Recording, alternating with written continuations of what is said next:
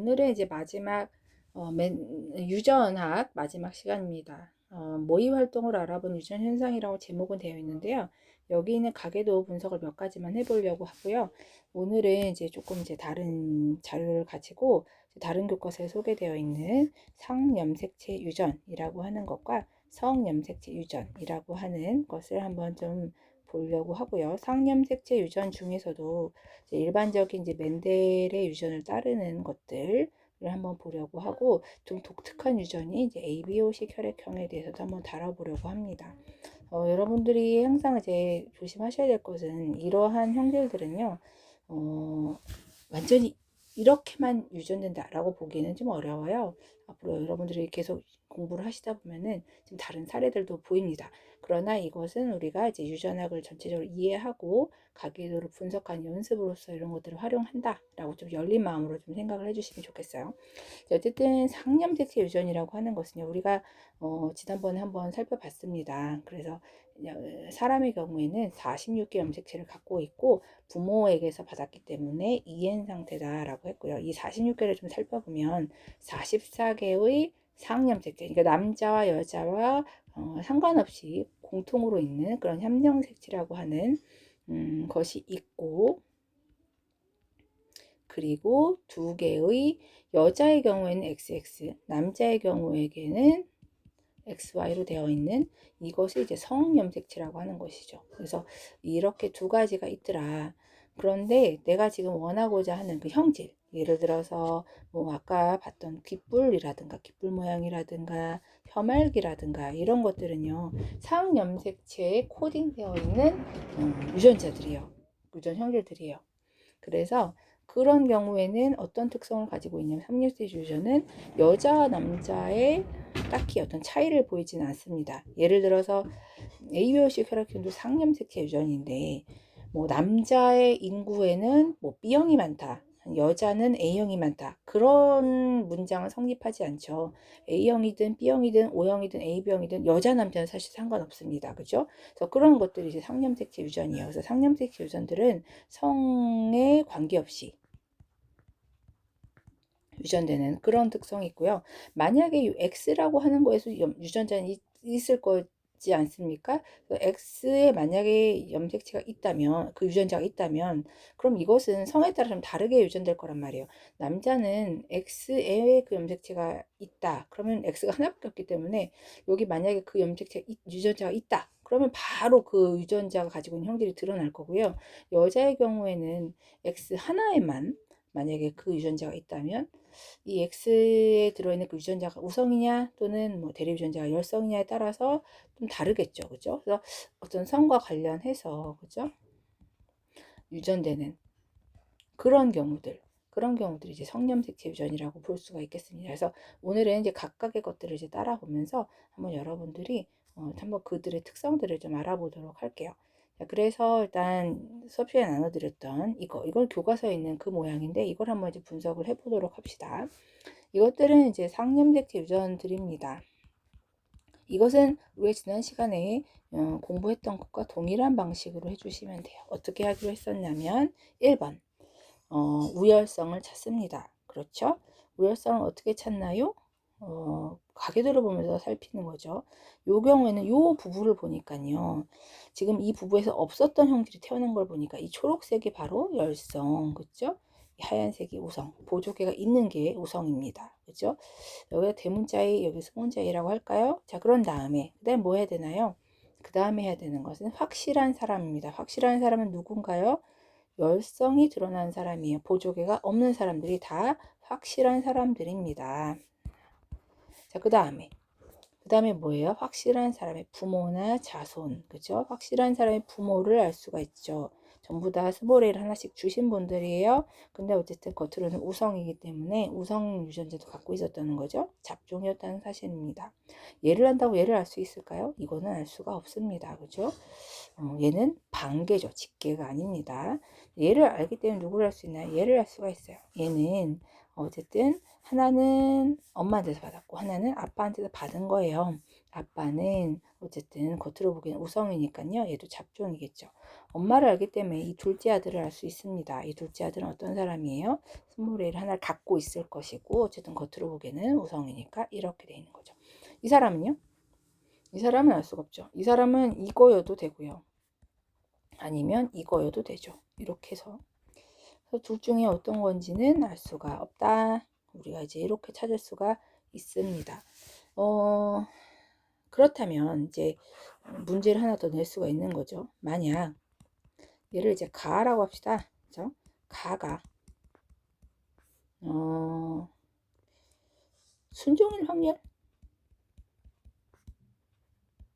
그럼 이제 어떻게 하면 되나요? 이제 이거 예측이죠. 예측은 이제 이 가의 부모가 이거니까 이거 뭐가 생각나나요?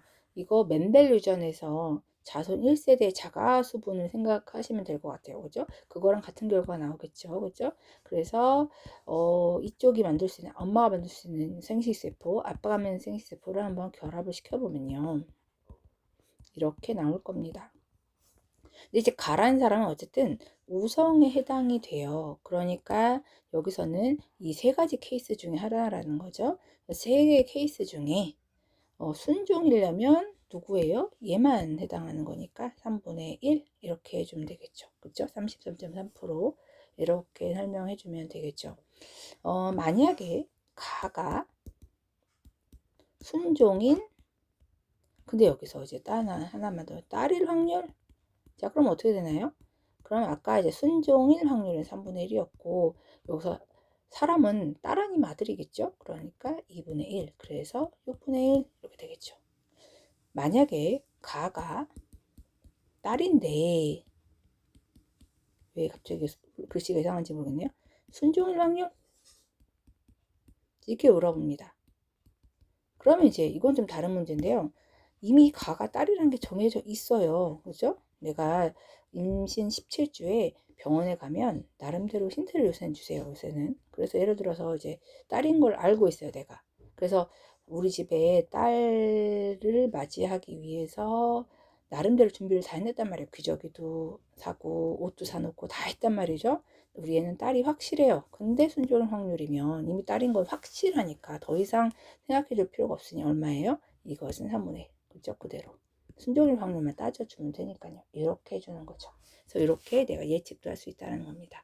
귓불도 해볼게요. 자, 먼저 우성을 찾습니다. 누가 우성인가요? 분리형이 우성인가요? 부착형이 우성인가요? 네, 맞아요. 분리형이 우성이에요. 뭘 보면요? 이 부부를 보면요. 분리형 부부에서 부착형 아이가 태어났어요. 그 얘기는 얘가 열성, 얘가 우성이란 뜻입니다. 얘를 아직 스몰 a라고 합시다. 자, 그러면 확실한 것들은 열성으로 드러나는 핑크색 사람들이 전부 다 스몰 a 순종의 열성인 거죠. 자, 그 다음 뭐 해야 되나요? 그 다음 해야 되고 왜 안 지워지죠? 그 다음에 확실한 것의 자녀와 부모입니다. 그죠? 이 사람을 알고 있기 때문에 누구를 알 수 있어요? 부모를 알 수 있어요. 그쵸? 이 사람을 알기 때문에 누구를 알 수 있나요? 이 사람을 알 수 있어요. 그쵸? 얘 막내 때문에 얘도 알 수 있어요. 그쵸? 그리고 얘 결혼을 해서 나온 얘는 알 수가 없습니다. 그쵸? 이렇게 보시면 되겠네요. 그죠? 알 수 없는 사람이 나타납니다. 여기서 문제를 하나 더 내자면 얘가 그죠? 얘가 만약에 귀가 부착형인 남자 얘를 이제 나라고 합시다. 나가 부착형 남자랑 결혼했어요. 그래서 부착형 자녀를 낳을 확률 그럼 어떻게 되나요? 나는 얘고요. 부착형 남자라고 하는 건 열성이니까 얘입니다. 그러면 이제 이렇게 또 결합을 해주면 얘가 만들 수 생세포, 이제 남편이 만들 수 생세포, 그러면 이렇게 되겠죠. 그러면 이제 내가 부착형 자녀라고 하는 것은 열성이니까 내가 만들 수 있는 자녀는 얘네겠네요. 그렇죠? 전체 네 가지 케이스 중에 부착형 자녀 두 가지에 해당하는 2분의 1, 50%라는 것이죠. 그렇죠? 50%입니다. 해주면 되겠죠. 2분의 1, 50%. 여기도 해볼까요? 이 사람이 나와 부착형 남자가 결혼을 했어요. 내 부착형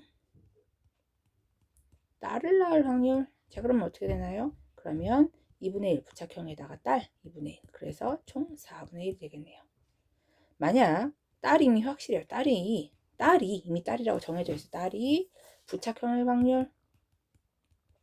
이렇게 되면 딸까지는 확실한 이제 사실, 기정사실이니까 그대로 부착형일 확률만 따지면 되죠. 2분의 1. 그래서 이렇게 계산을 하시면 되겠습니다. 이게 이제 기본적인 일반적인 상염색체 염색으로 되어 있는 유전 현상이에요. 그래서 그렇게 보시면 되죠. 자, 마지막 혐알기입니다. 혐알기도 한번 살펴볼까요? 이것도 만약에 이제 맨델을 따른다라고 가정을 합시다. 여기는 그러면 이제 또 뭐예요? 우열성을 따지고, 그죠? 일단 얘가 열성이에요. 얘가 우성이에요. 라지에 스몰에, 그죠? 확실한 것. 그 다음에 확실한 것의 부모, 그죠? 확실한 것의 자녀, 그죠?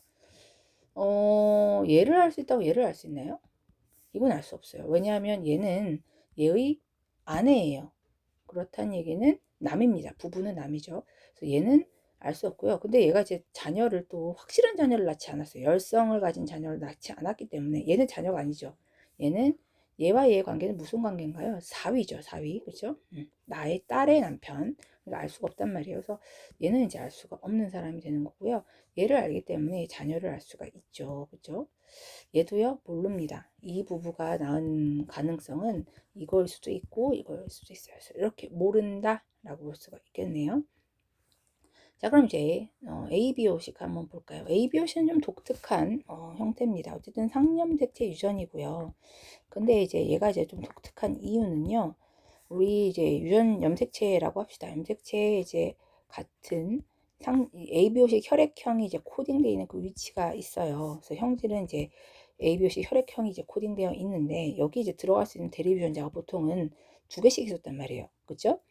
혐알기가 된다 아니다. 또는 부착형이다 분리형이다. 쌍꺼풀이다 외꺼풀이다. 근데 여기는 들어갈 수 있는 대립 유전자가 3종류가 됩니다. 그게 누구냐면 A, B, O예요.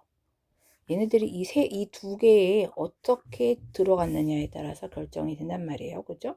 근데 이제 좀 독특한 것이 A와 B는요, 둘 다 우성이고요. 우열 간의 차이는 없고요.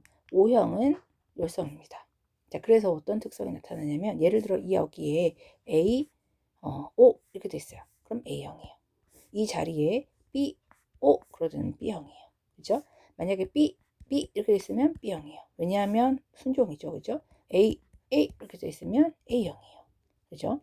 만약에 여기 A, B 이렇게 돼 있으면 얘들끼리는 우열의 관계가 없기 때문에 둘 다 드러나서 AB형입니다.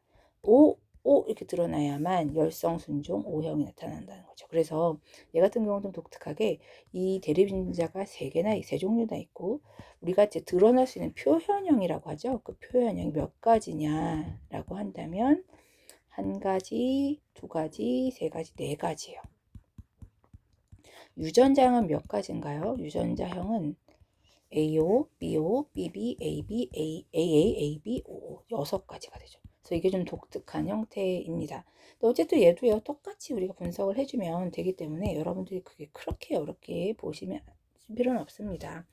어쨌든 우열은 이제 지금 알고 있고 있는 상황에서 확실한 사람을 찾는데 확실한 사람이 여기는 여러 가지가 있어요. 일단 열성 순종들이 확실한 애들이죠. O형이에요.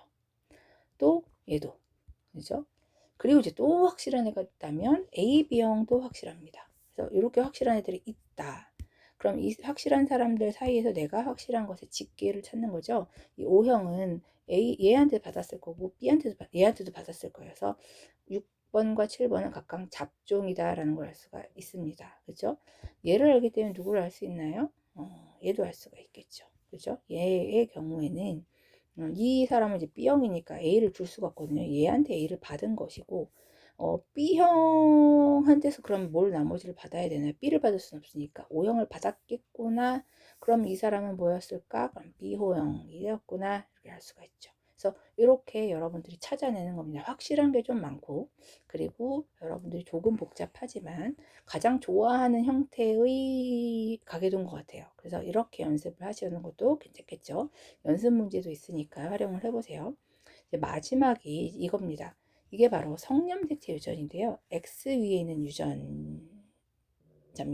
그래서 요것도 한번 여러분들이 살펴볼 건데, 요거는 이제 여러분들이 좀 이제 한 가지 생각을 더 해줘야 되는데, 일단은 똑같습니다. 어떻게? 얘 둘 중에 누가 우성인, 열성인을 찾는 거예요. 그러면 이제 뭐가 우성이냐? 일단 이 부부를 보면 지금 정상인데 부부가 근데 정록생명이 나타났다 이거예요. 결국 뭐예요? 이것은 어쨌든 정록생명이 열성이다라는 걸 표현을 하고요. X 위에 있으니까요. 우리는 이렇게 쓸게요. X 위에 이 열성 유전자가 있다 이렇게 표현할게요. 자, 그럼 일단 여러분들이 일단 여자 남자는 성념색채가 다르니까 그 다른 걸 다 씁시다. 이 사람 여자, 남자니까 XY, 얘는 여자니까 XX, 얘는 여자니까 XX, 얘는 XY, 그 다음에 얘는 XY, 그리고 얘는 XY, 여자는 XX, 그 다음에 얘는 XY예요. 그리고서 이제 내가 확실한 걸 써주는데 정록생명인 사람들은 확실합니다. 그죠? 열성이기 때문에. 그래서 이 사람이 정록생명이라는 얘기는 X에 그 유전자가 있다는 거예요. 정록생명 유전자가. 얘도 마찬가지 있다는 얘기예요. 이 여자가 정록생명이라는 얘기는 이 정록생명이 열성이기 때문에 가지고 있는 X 둘 다 정록생명 유전자를 갖고 있다는 얘기예요. 그죠? 또 확실한 게 있는데 누가 확실한가요? 얘들은 확실해요. 남자가 정상이라는 것은 지금 X에 정록생명 유전자가 없다는 걸 의미하거든요. 그래서 얘네들은 확실합니다. 여기도 확실한 애가 있네요. 그렇죠? 그래서 확실한 것은 지금 다 줄을 쳐놨습니다. 자, 그럼 이제 나머지 모르는 사람들만 해주면 되는 거죠. 자, 얘를 알기 때문에 이 딸을 알 수가 있죠. 딸은 아빠에게서 무조건 요걸 받았을 테니까요. 그렇죠? 그래서 이 딸은 이렇게 정육세면을 가지고 있네요. 드러나기로는 정상이지만 이런 사람을 우리가 뭐라고 하냐면 특별히 보인자라고 합니다. 왜 보인자라는 말을 특별히 쓰나요? 사실 혐알기가 되든 안 되든 사실 그렇게 중요하지 않아요. 근데 정록생명을 가지고 있으면 나의 아이에게 정록생명을 준다면 그거는 약간의 불편함을 줄 수 있죠. 사실 문제는 안 됩니다만 약간의 불편함을 줄 수가 있기 때문에 그런 이걸 가지고 있는 사람도 우리가 조금 신경 써서 봐야 한다는 거죠. 그래서 특별히 인자를 가지고 있지만 겉으로는 어쨌든 잡종이라서 드러나지 않는 경우를 보인자라는 표현을 씁니다. 이 엄마를 알기 때문에 이 딸을 알 수가 있죠. 엄마한테서 한 개는 받았겠죠. 그렇죠? 그리고 정상유전자를 또 아빠에게서 받았기 때문에 이 사람은 보인자입니다. 그렇죠? 얘를 알기 때문에 누구를 알 수 있나요? 이 엄마를 알 수 있죠. 엄마는 아들에게 어쨌든 한 개를 줬겠죠. 그래서 이 엄마도 보인자구나 라는 것을 알 수 있습니다. 그래서 이렇게 보는 것이 우리가 정록생명이에요. 정록생명 우리가 수업 시간에 이것이 무슨 현상이고 어떤 사람인지에 대해서는 말씀을 드렸고요. 조금 분석이 어렵다 라는 것만 보시면 되겠습니다. 자, 이제 마지막 요것만 이제 마지막 보고 갈게요. 우리가 잘 모르는 새로운 유전 이게 이제 끝판왕인데요. 우리가 이제 한번 요거는 어떻게 하는지 한번 살펴보도록 할게요. 이게 사실 궁금한 거죠. 인류는 사실 우리는 그 쌍꺼풀이 있건 없건 뭐 귓불이 붙어 있건 말건 그거 사실 중요하지 않아요. 근데 내가 이제 모르는 어떤 병이 있다. 이거는 우리 인류에게 중요한 문제거든요. 그래서 이제 그걸 조사하려고 사실 이렇게 훈련을 한 겁니다. 자, 그럼 이제 어떻게 해야 될 것인가? 이제 보면요. 뭐부터예요? 아까도 얘기했지만 우성열성 먼저 찾습니다. 그렇죠? 어떻게 찾으면 돼요? 가계도를 보고요. 어떻든 보니까 정상 부부에게서 유전자 새로운 애들이 태어났어요. 그 얘기는 뭐예요? 이 정상이 우성이란 얘기고 열성이 유전병이란 뜻입니다. 일단 유전병은 열성이네요. 그죠? 조금 이제 안심은 됩니다. 약간 이제 드러나려면 여유가 있잖아요. 잡종인 경우는 유전병이 아니다 이거니까. 자, 그다음 한 가지 단계가 더 들어갑니다. 이거 하기 전에요. 이걸 먼저 생각해야 돼요. 상념색체 유전인가 성념색체 유전인가 생각을 해야 되는데 일단 성념색체 유전인가 한번 생각을 해보자는 거죠. 성념색체는 X가 있고 Y가 있는데 Y 위에 있는 염색체일 것이다. 그거는 아닌 것 같아요. 왜냐하면 Y라는 얘기는 남자만 있어야 되거든요. 근데 지금 여기 이 가계도를 보니까 여자도 유전병을 갖고 있다라는 거죠. 그래서 일단 Y는 일찌감치 제거했고요. 그럼 X일 것이냐? 그럼 가정하는 거예요. if 만약에 X 위에 있는 유전자냐? 자, 그런 경우죠. 벌써 이거는 아니라는 거 보였으니까 Y는. 자, 그러면 어쨌든 열성이란 건 확실하거든요. 그러니까 X 열성이다. 그럼 이제 몇 가지를 이제 체크를 해야 됩니다. 어떤 걸 체크해야 되느냐? 첫 번째는요, 만약에 어떤 딸이 존재해요. 근데 딸이 유전병을 가지고 있어요. 자, 그러면 100% 누군가 유전병을 가지고 있어야 되냐면, 이 하나를 줬을 아빠는 반드시 유전병을 갖고 있어야만 합니다. 그럴 것이에요. 아니면 뭘 생각하면 좋으냐? 만약에 엄마가 유전병이에요. 그러면 100% 아들은 유전병일 거예요. 왜냐면 엄마한테 받을 거거든요. 그죠? 이 케이스를 생각을 해보는 거예요. 또는 뭘 생각해 주면 되냐면, 이게 이 가계도에서 그런 케이스가 없는 경우들도 있으니까요. 우리 고등학교 예습할 때 보면은 X가 Y가 참이다. 이게 참이라다라면 반드시 참인 게 있어요. 그게 누구냐면 대우라는 거거든요. not Y는 not X다. 이것도 참이기 때문에 이제 지금 유전병을 가진 딸이 있다면 유전병을 가진 아빠가 반드시 존재한다라는 것을 거꾸로 생각하면 정상 아빠는 누굴 갖고 있어요? 정상 딸을 갖고 있을 거야. 반드시. 아니면 이것도 똑같이 유전병 엄마는 유전병 아들을 갖는다가 사실이라면 정상 아들은 반드시 정상 엄마를 가져야 합니다. 뭐 여러 가지 케이스들이 있지만 한번 살펴보자는 거죠. 그래서 일단 이 케이스 유전병 딸이 유전병 아빠를 가지고 있느냐. 유전병 딸 여기 있죠? 유전병 아빠가 아니네요. 벌써. 에잇. 그죠? 유전병 엄마가 있어요. 그럼 아들은 전부 다 유전병을 가져야 되거든요. 근데 정상 아들이 있네요. 아, 그러면 이것도 아니네요. 결국 뭐예요? 이 유전병이라고 하는 건 상념색체 X에 있지 않습니다.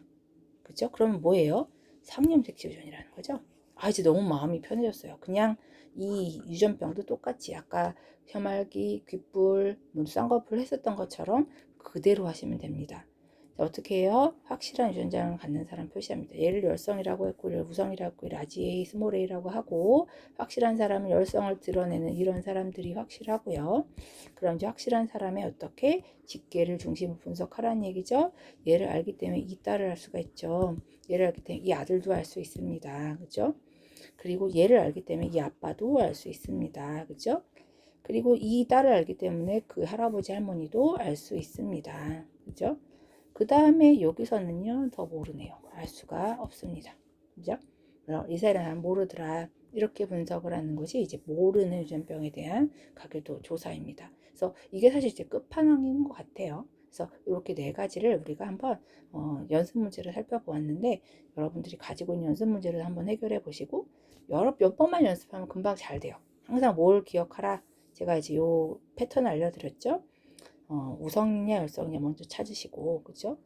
대부분은 문제가 이제 다 알려준 겁니다. 상념색치냐 성념색치 알려줬기 때문에 그러면 확실한 것 그리고 그들의 직계를 중심으로 분석해라. 그 순서대로 천천히 찾아보시면 어느 정도 분석할 수 있을 것이라고 보여집니다. 수고하셨습니다.